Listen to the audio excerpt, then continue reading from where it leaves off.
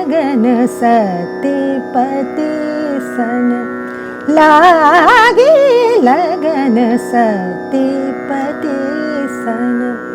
परमा सुखा अति आनंदन, लागे लगन सतीपति सन, लागे लगन सतीपति सन, लागे लगन सतीपति सन, लागे लगन सतीपति सन।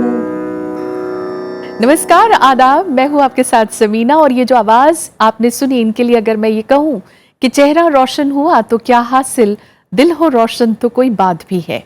ऐसे ही रोशन दिल और जहन है एक कलाकार जिन्होंने हिंदुस्तानी शास्त्रीय संगीत के साथ साथ कर्नाटक संगीत में अपनी एक अलग जगह बनाई।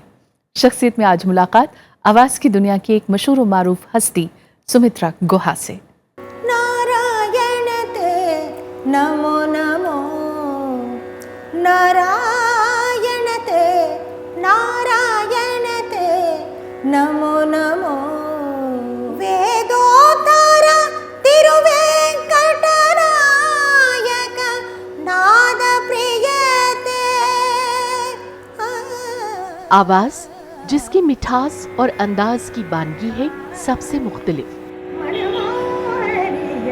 पारंपरिक गायन और परंपरा की अनुयायी सुमित्रा गुहा।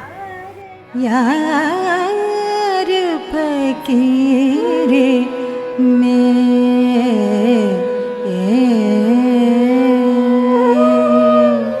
बचपन से संगीत की तालीम मिली माँ राजलक्ष्मी राजू से। एसआर जानकी रमन से उन्हें सीखने का मौका मिला जब वो 11 साल की थी। इसके बाद पंडित ए कन्नन और विदुषी मालविका कन्नन से भी आपको सीखने का मौका मिला।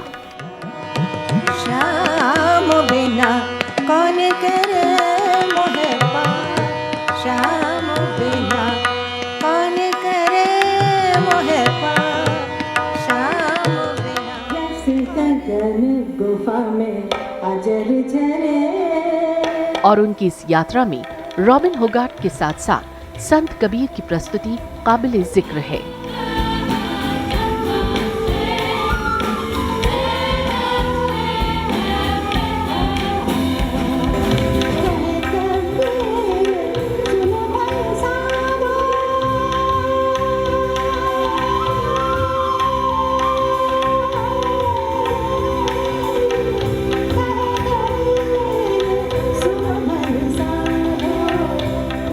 संगीत की जानी मानी हस्तियों के साथ उनके काम को काफी सराहा गया।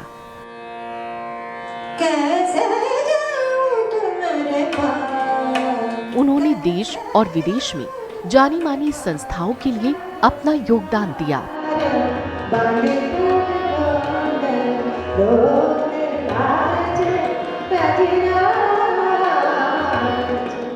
सुमधुर हंसध्वनि स्कूल ऑफ म्यूजिक के जरिए वो गुरुकुल परंपरा के तहत शिष्यों को संगीत की तालीम दे रही है।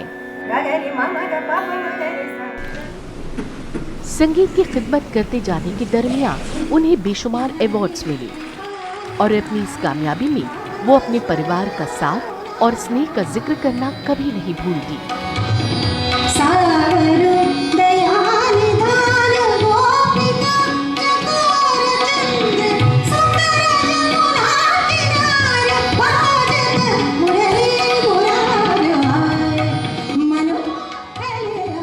बहुत बहुत स्वागत सुमित्रा जी प्रोग्राम शख्सियत में आपका। नमस्कार। बेपनाह खुशी है कि आज हमारे बीच में हैं आप। देखा जाए तो संगीत आपको विरासत में मिला, बचपन से आपको संगीत और गीत में रुचि रही। यही वजह रही कि आपको आपकी माँ ने आपके इन गुणों को पहचाना और आपको आगे बढ़ने के लिए प्रेरित किया। आज याद करना चाहेंगे अपने बचपन को आप? बिल्कुल। मेरी माँ श्रीमती राजलक्ष्मी राजू, वो मेरी पहली गुरु है। बड़ी ग्रेसफुल लेडी थी और बहुत ही खूबसूरत आवाज़ थी उनकी और उनकी माँ की भी, मतलब अच्छा। मेरी नानी जी की भी। इसलिए संगीत मुझे बचपन से ऐसी मतलब संगीत में ऐसी रुचि थी और उन्होंने शुरू किया। कहते हैं कि माँ भी कहती थी और पिताजी भी कहते थे। जब मैं 1.5 साल की लड़की थी तब उन्होंने एक ट्यून गाया, ऐसे मैंने एकदम रिपीट किया उसको ऐसे ही। अच्छा। 1.5 साल की उम्र में तभी माँ ने सोचा तय कि कर लिया। तय कर लिया इसको गाना सिखाना है, ये अच्छी कलाकार बन सकती है।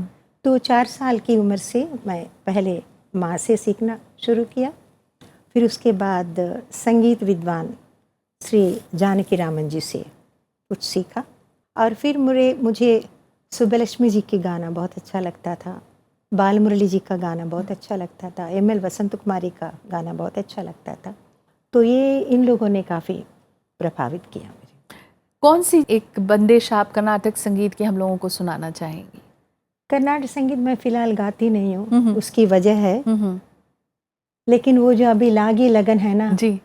वातापि गणपतिं भजे हम वा, से एक ही अच्छा, बंदिश है। अच्छा। उसी को लेके अब हमसध्वनि में लागी लगन, हाँ। वो पहली बंदिश थी मैंने सीखी। हमसध्वनि में सीखा। और भी काफ़ी कुछ सीखा है। तो परफॉर्मेंसेस दिए आपने कर्नाटक संगीत में? नहीं। फिर आपने हिंदुस्तानी शास्त्रीय संगीत में ही आगे बढ़ना शुरू किया? जी, क्योंकि इसकी वजह है, मैं पढ़ रही थी पद्मावती विमेंस कॉलेज में, प्री यूनिवर्सिटी था उस ज़माने में, और मेरी सारी सहेलियाँ डॉक्टर बनना चाहते थे। अच्छा। तो उन लोगों ने फिज़िक्स, बायोलॉजी, केमिस्ट्री हाँ। सब्जेक्ट्स लिया था, तो मैंने भी फिज़िक्स, बायोलॉजी, केमिस्ट्री लिया म्यूज़िक के साथ। तो एक अजीब सी कॉम्बिनेशन है, और पिताजी को बहुत गुस्सा आया मैंने क्यों ये सब किया, लेकिन मैंने अप्लाई भी किया मेडिसिन सीट के लिए, फिर सीट भी आए वैजाग मेडिकल कॉलेज में। ठीक उसी टाइम में मेरे पिताजी को डिप्यूटेशन ऑर्डर्स आया नेपाल जाने की। तो पिताजी माताजी उन दोनों की राय थी कि 16 साल की लड़की को इधर छोड़ के नहीं जाना चाहिए। अच्छा। वैजाग मेडिकल कॉलेज हॉस्टल में नहीं छोड़ के जाना चाहिए। तो फिर मैं पिताजी के साथ, और भी मेरे भाई बहन थे, सबके साथ काठमांडू चले गए। बहुत दुखी थी। सीट मिला, पिताजी ने कहा कोई बात नहीं। मेरी एक बहुत स्ट्रॉन्ग डिज़ायर था शांति निकेतन में मैं पढ़ूं, क्योंकि मेरे पिताजी ने देखा था रविंद्रनाथ टैगोर जी को, एनी बेसेंट जी को, इन लोगों को सबको बचपन में। तो उनकी एक ड्रीम थी विश्व भारती में पढ़ने के लिए, तो वो नहीं पूरा हो सका। तो उन्होंने कहा तुम उधर पढ़ो, तब वो तुम उधर जाके संगीत सीखो, तुम बचपन से ही गाती हो, तो क्यों तुम लायक नहीं हो डॉक्टर बनने की, वो अलग होती है, तुम्हारी जो स्वभाव है सब, और तुम्हारी जो टैलेंट है, तुम गायिका ही बनने के लायक है, ऐसे मेरे पिताजी ने कहा। तो फिर हम नेपाल चले गए, फिर मैं शांति निकेतन में आई। शांति निकेतन में मैंने पहली बार हिंदुस्तानी संगीत सुना। अच्छा। सुना, वो भी सुना सलामत अली खान साहब और नज़ाकत अली खान साहब की। राग कलावती सुना, 1 घंटा गाया दोनों बैठ के। फिर उसी दिन उसी रात मैंने तय किया ये संगीत को मुझे सीखना है हिंदुस्तानी संगीत। फिर किराना घराना से जुड़ने का सौभाग्य कैसे होता है? वो भी देखिए, वो भी भगवान की मर्जी है। दूसरे दिन मैंने सुना पंडित एक आनंद और विदुषी मालविका कानन, दोनों का सुना। तो उनको मैंने गाना सुनने के बाद जाके मिली, मैं आप लोगों से गाना सीखना चाहती हूँ। उन्होंने कहा तुम अभी ग्रेजुएशन कर रहे हो तो ग्रेजुएशन कर लो। फ़िलॉसफी में मैं ग्रेजुएशन कर रही थी शांति निकेतन में, तब वो लोग सब फेस्टिवल चल रहा था, फेस्टिवल में आए थे वो लोग सब। तो जब तुम और थोड़ी बड़ी हो जाओगी, जब ग्रेजुएशन ख़त्म करके, फिर उसके बाद हम ज़रूर सिखाएंगे। तो वो दोनों किराना घराने को बिलोंग करते हैं। अच्छा। पंडित एक आनंद, विदुषी मालविका कानन, इसलिए किराना घराने से ताल्लुक आता है। फिर परफॉर्मेंसेस का सिलसिला, जिसे हम कहते हैं ना स्टेज परफॉर्मेंसेस का सिलसिला, कब शुरू होता है?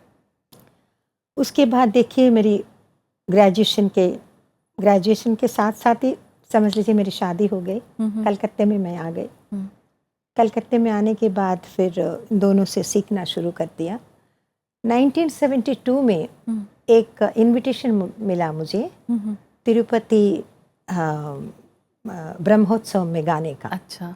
1972 मैं 65 से सीखना शुरू कर दिया। फर्स्ट कॉन्सर्ट तिरुपति ब्रह्मोत्सव में मेरा हुआ 72 में, जब मैं सीख रही थी। हाँ। 5-6 साल हुआ, खाली जी। 5-6 साल हुआ जी, था। जी। और उसी में मेरे को गोल्ड मेडल भी मिला।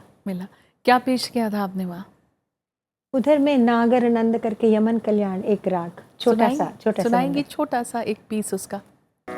नागर नंद मुकुट परवार जाऊं, नागर नंद मुकुट परवार जाऊं, नागर नंद मुकुट परवार जाऊं, नागर नंद मुकुट परवार जाऊं, नागर नंद। ब्यूटीफुल। आपके कुछ अपने हैं जिन्होंने आपके आज तक के सफ़र को देखा है। सुमित्रा जी, मैं चाहूँगी आप उन्हें देखें, फिर अपने कमेंट्स भी हमें दें। आइए देखते हैं। सुमित्रा जी को मैं सन 88 से जानती हूँ। एक मूवमेंट मैंने शुरू किया था भैरव से सोनी करके, उसमें सब कलाकार महिलाएं थीं, मेन आर्टिस्ट भी और एकम्पनिस्ट भी, और कई वाद्य ऐसे रखे थे जो कि पुरुष लोग बजाया करते थे, जैसे कि तबला, पखावज, थाविल, घट्टम, ऐसे सब। और उसी में मैंने इनका गायन रखा था। जब कलाकार के संगीत में भक्ति भावना हो तो उसके द्वारा वो अपना जो हृदय के जो उद्गार हैं वो राग में डाल सकते हैं। और ये बात मुझे सुमित्रा जी के गायन में हमेशा नज़र आई। भक्ति भाव उभर करके आ जाता उनका, और यही कारण है कि देश में विदेश में उनके संगीत का इतना सम्मान होता है। यूँ तो सुमित्रा जी तमिलनाडु में पैदा हुई और उन्होंने कर्नाटिक संगीत भी सीखा, लेकिन बड़ी अजब बात है कि कितनी खूबसूरती से इन्होंने हिंदुस्तानी संगीत को अपनाया। कहीं पे आवाज़ पे कर्नाटिक संगीत का कहीं पे कण भी इनकी सुनाई नहीं देता है। यही कारण है कि सब कलाकार भी और आम पब्लिक भी इनके संगीत को बहुत सराहते हैं। मेरी शुभकामनाएं सुमित्रा जी के साथ सदा रहेंगी। विदुषी सुमित्रा गुहा उन बिरले कलाकारों में से हैं जो उत्तर भारतीय और दक्षिण भारतीय दोनों संगीत शैलियों में निपुण हैं। बहुत अच्छी अध्यापिका तो हैं ही वे, अपने शिष्य शिष्याओं को प्रमोट करने के लिए हमेशा प्रयत्नशील रहती हैं। आज जब हर गुरु अपने कार्यक्रम के लिए कोशिश करता रहता है कि मुझे यहाँ प्रोग्राम मिले, मुझे वहाँ प्रोग्राम मिले, सुमित्रा जी कई बार अपने हिस्से का कार्यक्रम अपने शिष्य और शिष्याओं को दे देती हैं। ये उनकी बहुत बड़ी विशेषता है। मैं उन्हें दीदी कहता हूँ और ये मेरा सौभाग्य है कि ऐसी विदुषी बड़ी बहन मुझे मिली। मैं उन्हें अपनी ओर से बहुत बहुत शुभकामनाएं देता हूँ। क्या कहना चाहेंगी सुमित्रा जी इन लोगों के लिए आप? बस उन लोगों की प्यार है और उन लोगों के आशीर्वाद है। दोनों बहुत ज़रूरी होता है ज़िंदगी में आगे बढ़ने के लिए। मैं बहुत खुशनसीब हूँ, इन लोगों की मुझे प्यार मिला और आशीर्वाद मिला। सुमित्रा जी, एक चीज़ जो मैं जानना चाह रही हूँ वो ये है कि गोंडवाना प्रोजेक्ट जिसकी बहुत ज़बरदस्त धूम रही और आपका मेरे ख्याल से आपकी लाइफ का भी एक वो बहुत बड़ा प्रोजेक्ट रहा, उस बारे में अगर शख्सियत के ऑडियंस को आप बताएं। गोंडवाना डॉन, आपने सुना होगा गोंडवाना लैंड के बारे में। कई हज़ारों लाखों साल पहले गोंडवाना लैंड एक बहुत पीस ऑफ लैंड था। Due to geographical reasons separate हो गया। पहले अफ्रीका, ऑस्ट्रेलिया, भारत सभी एक ही था। It was one big piece of land. तो this project is my dream project and still ongoing project. I started four years ago with the double Grammy Award winner Robin Hogarth. उनके साथ this is a fusion of Indian music and African gospel music based on human endeavor and also based on the ideals of Mahatma Gandhi and Nelson Mandela. वाह, और इसके पीछे मेरा छोटा बेटा जितेंद्र गुहा, उसका बहुत बड़ा योगदान है। यानी सर्वधर्म संभाव की भावना इस पूरे प्रोजेक्ट में रही। बिल्कुल सर्वधर्म का संभावना और मतलब वर्ल्ड इज अ फैमिली, वसुधैव कुटुंबकम जिसको बोलते हैं, ये सारी फीलिंग्स लेके हमने प्रोजेक्ट किया था and this centred into Grammys also and it was very well received in Delhi as well as major cities of USA और ERC म्यूजिक ने इसको रिलीज भी किया था। It's still our ongoing project. और Omkara?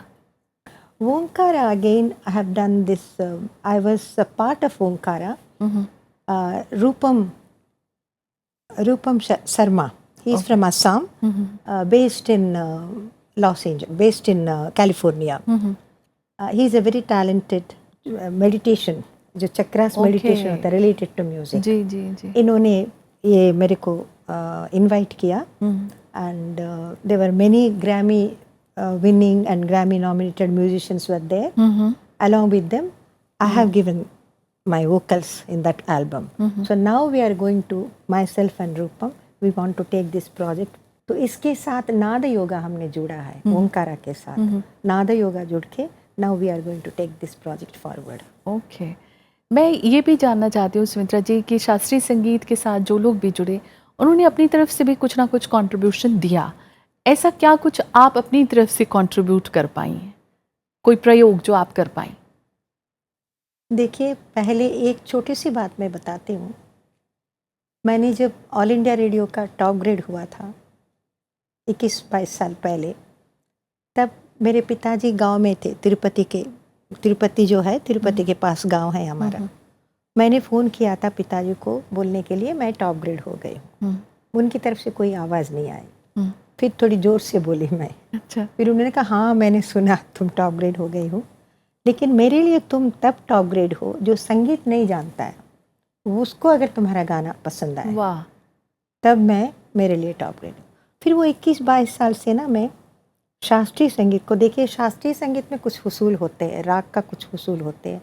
I am basically Hindustani classical musician. राग भ्रष्ट कभी नहीं करना चाहिए और रागों का जो रूल्स एंड रेगुलेशंस है ख्याल का वो मान के चलना चाहिए। But I started emphasising more on melody, more on spirituality. देखिए उससे आप बहुत लोगों को अपने साथ जोड़ सकते हैं जी, जो नहीं भी समझते हैं वो भी आपके साथ जुड़ जाएंगे। जी जी। और फिर I started make it more simple. एक ही तान है, निरे गा मा दा नि सा नि धा प मा ग रे सा, निरे गा मा दा नि सा नि धा प मा ग रे सा। ये है। इसको आप जोर दिखा के भी गा सकते हैं, बहुत श्रुति मधुर से भी गा सकते हैं, जो भी तान है यार ये। और जोर दिखा के गाने से यंग जनरेशन क्या पता नहीं, बाप रे ये बात है। लेकिन थोड़ा सा आप मुलायम से पेश कीजिए उसी चीज़ को, तो लोग सोचेंगे कि अच्छा, मतलब कान को अच्छा लगना लग चाहिए। रहा है तो और इजीली उसको लोग सुनना पसंद करते हैं। कुछ लोग और हैं सुमित्रा जी आपकी ज़िंदगी में जिन्होंने अपनी राय दी है, आइए देखते हैं उनका क्या कहना रहा। जी, सुमित्रा गुहा जी किराना घराने की गायिका हैं। वैसे उनकी तालीम में कर्नाटिक म्यूज़िक का भी इन्फ्लुएंस रहा है, क्योंकि शुरुआत में उन्होंने कर्नाटिक म्यूज़िक में तालीम ली थी। But what I find very interesting about Sumitra Guha ji is the fact that her voice is very true. और जिस तरह उनकी आवाज़ है, ठीक उनकी पर्सनालिटी भी वैसे ही है। उनके जीवन में एक संतुलन सा बना रहा है थ्रू आउट, चाहे वो उनकी पर्सनल निजी ज़िंदगी में हो जिसमें उन्होंने कई भूमिकाएं अदा की हैं और एकदम बहुत बढ़िया तरीके से अदा की है, और चाहे उनकी म्यूज़िकल लाइफ हो, उसकी परफॉर्मेंस जर्नी हो, उन्होंने सब कुछ को बहुत बढ़िया तरीके से बैलेंस किया है। सुमित्रा गुहा जी को बहुत एडमायर करती हूँ इन्हीं कारणों से। My best wishes to you Sumitra ji. जब से होश संभाला है तो मदर का सुरीली आवाज़ कान में बचपन से अब तक गूंजता ही आ रहा है। बहुत ही ध्यान देती थी हर छोटी छोटी चीज़ में, बावजूद इसके कि उनका अपना इतना बिजी शेड्यूल रहा रियाज का और परफॉर्मेंसेस का all over the world, but in spite of all this she never neglected us and we are so proud that we have been blessed with such a mother in this lifetime. उनका performances एक पूजा है वो she goes into meditation while she is singing, and she elevates the audience's spiritual level so much that everybody almost goes into ecstasy while listening to her. And the same has been my experience too in all her performances that I have been lucky to witness. Mother के लिए ये प्रार्थना है भगवान से कि उनको तंदुरुस्त रखे, बहुत लंबी उम्र दे और उनको ऐसा शक्ति दे कि वो देश विदेश में लोगों को आनंद देते रहें अपना म्यूज़िक द्वारा, और सब लोगों को अपना म्यूज़िक से स्पिरिचुअली अपलिफ्ट करते रहें। धन्यवाद। क्या कहेंगे इन लोगों के लिए? बस वही बात, इन लोगों की दुआ है, और ये लोग खुद ही बहुत ही अच्छे हैं अपनी अपनी जगह, बहुत काम किया है इन लोगों ने, और मैं बहुत खुश नसीब हूँ इनका प्यार मिला। रॉबर्ट फ्रॉस्ट की लाइन्स हैं, and miles to go before I sleep, उस पर आप आज भी यकीन करती हैं और उसी दिशा में आप आगे बढ़ रही हैं? जी बिल्कुल, 100% उसी दिशा में मैं कोशिश रोज़ ही कर रही हूँ और आगे बढ़ने की कोशिश कर रही हूँ। गुरु शिष्य परंपरा पर आपकी क्या राय है, क्योंकि आपने उसका अनुसरण बखूबी किया? जी किस तरह की राय आप रखती हैं आज के दौर में? जी देखिए, मैं जो कुछ भी हूँ मेरी गुरुओं की वजह से हूँ। जब तक मेरे दो गुरु पंडित ए कानन और विदुषी मालविका कानन जीवित रहे, तब तक मेरी उनका भौतिक रिश्ता था। आपने अगर योगदान पूछा तो मेरे हस्बैंड भी बहुत सपोर्ट किया मेरे को, उनको भी मैं गुरु मानती हूँ। अच्छा। तो मेरे माता पिता, मेरे हस्बैंड, फिर उसके बाद जो संगीत के जो गुरु हैं जी, मैंने कुछ साल पहले गुरु प्रणाम करके एक प्रोग्राम भी किया था। अपनी दो गुरुओं को बुलाए थे, सब वसंत साठे जी थे, स्वर्गीय वसंत साठे जी, उनसे सम्मान करवाया दोनों को। लेकिन आज के दौर में जो शिष्य हैं, क्या वो उस तरह की गुरु की परंपरा, वो गुरु शिष्य की परंपरा का अनुसरण कर पाते हैं जैसा आप लोगों ने किया है? आज के दौर में ऐसे शिष्य हैं? कुछ है, कुछ नहीं है, और होने से उन लोगों के लिए अच्छा है। लेकिन कई बार जिसे आप सिखाते हैं, जिसे आप सब कुछ बताते हैं, वो कई बार आपके ही ऊपर आने की कोशिश करता है, वो आपको बहुत छोटा समझने लग जाता है और अपने आप को बहुत बड़ा। वहाँ फिर कैसा गुरु और शिष्य रहा? तब वो संपर्क नहीं टिकता। जो भी है, देखो, माँ का संतान ही होता है। उंगली पकड़ के सिखाया किसने? माँ ने सिखाया ना। फिर माँ के बढ़ के तो कोई नहीं होता। हाँ, भले शिष्य अपने गुरु से हो तो वो तो गुरु का ही जीत होता है। गुरु ने आपको इतने अच्छे शिक्षा दिया, नहीं आना चाहिए अपने अंदर, घमंड नहीं आना चाहिए। तो इसलिए मैं हमेशा हमारे गुरुजी गुरु माँ को हमेशा नतमस्तक ही रही। वो दोनों मेरे से बहुत ही खुश थे। कभी चाहे मैं टॉप ग्रेड हुई, चाहे कुछ भी हुई, तो कभी मैं मतलब उनको मतलब ईगो प्रॉब्लम तो हुई नहीं मेरी, हमेशा कभी हुई नहीं उन लोगों से। तो ऐसे हमेशा ऐसे ही रहना चाहिए। कोई एक बहुत पसंदीदा आपकी बंदिश आप सुनाना चाहें हम लोगों को? मैं तो सावरे रंग राती, मैं तो सावरे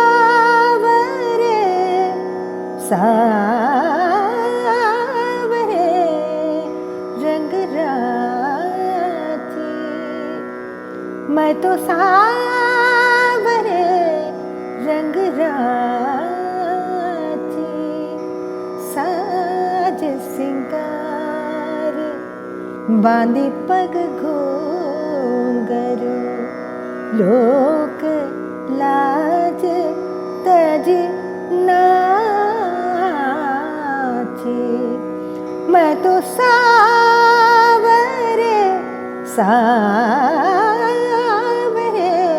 रंग राती। चलते चलते आपकी पसंद का एक गीत जरूर सुनना चाहूंगी जो आपने कभी गुनगुनाया हो। अजीब दास्ता है ये, कहाँ शुरू कहाँ खत्म, ये मंजिलें हैं कौन सी, न वो समझ सकीन हम, ये रोशनी के साथ क्यों धुआं उठा चिराग से, ये रोशनी के साथ क्यों धुआं उठा चिराग से, ये ख्वाब देखती हूँ मैं कि जब पड़ी हूँ ख्वाब से, अजीब दास्तां है ये, कहाँ शुरू कहाँ खत्म, ये मंजिलें हैं कौन सी, न वो समझ सके न हम।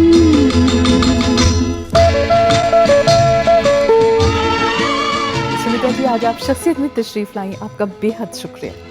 मुझे भी बहुत अच्छा लगा, ऐसा लग रहा था आपसे बात करते जाए thank you very much, thank you very much. तो शख्सियत में आज फिलहाल इतना ही। ऐसे ही खूबसूरत सितारों का सिलसिला शख्सियत में जारी रहेगा। इजाज़त दीजिए, नमस्कार, आदाब।